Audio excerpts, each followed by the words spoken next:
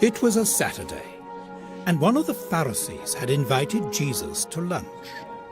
During the meal, Jesus told the men a story. The story was about hospitality, but it was also a parable about the kingdom of God. A certain man, said Jesus, gave a dinner and invited many people. The custom was to draw up a list of guests, usually important men in the community, and send out invitations several days before the meal. In this way they could say whether or not they could come, or what circumstances prevented them. Preparations got started several days before the dinner. The honor and reputation of the host depended on the excellence of his hospitality.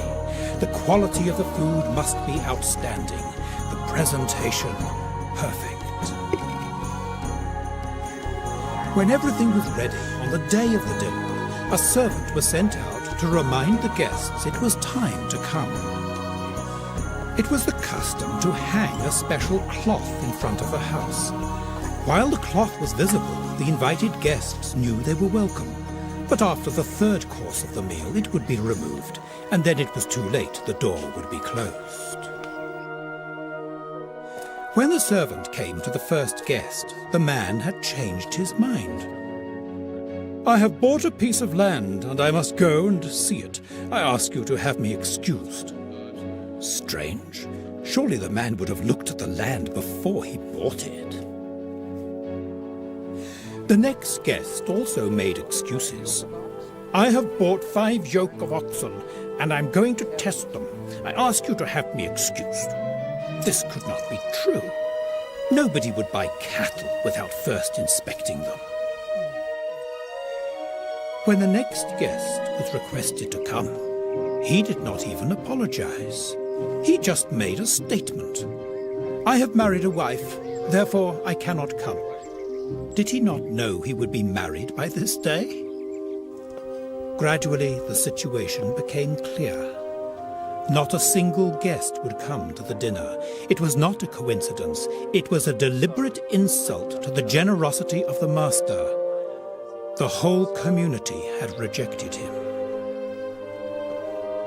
When the servant returned and explained what had happened, the master was very upset.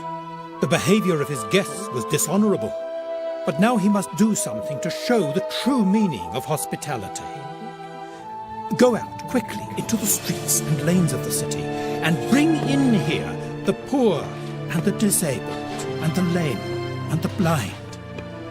These men were not puffed up with pride, and the master knew that these guests were glad to be invited. They were happy to say thank you and to be treated as men of honor and of importance. But still, the master was not satisfied. "Go out again," he said. "Go out into the countryside.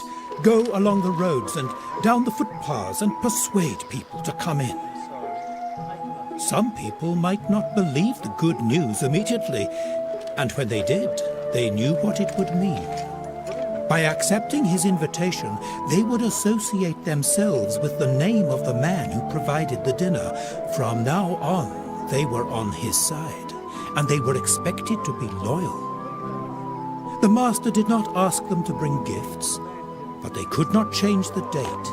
They must come as they were, right away. So the dinner was not cancelled.